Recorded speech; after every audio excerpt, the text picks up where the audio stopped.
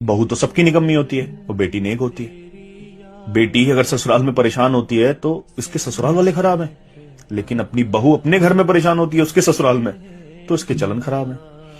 बेटी अगर अपनी ससुराल की बातें अपनी माँ से बताती है तो माँ से नहीं बताएगी तो किससे बताएगी।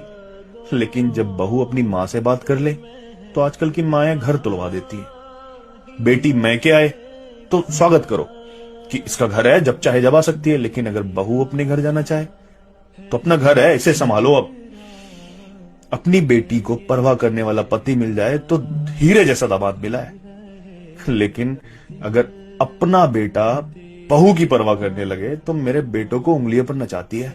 बेटी जब प्रेग्नेंट होती है कोई काम मत करना, चाहे काम हो या ना हो, और बहुत करने वाले। लेकिन जब बहू प्रेग्नेंट होती है तो जितना काम करेगी उतना अच्छा है तेरे लिए। बेटी के गुनाहों को भी माफ कर दिया जाता है ये कहकर ये बच्ची है, और बहू की एक गलती को भी सारे जमाने को पता चलना चाहिए कि इसके माँ बाप ने सिखाया क्या है। बेटी घर की रहमत होती है और बहू बोझ।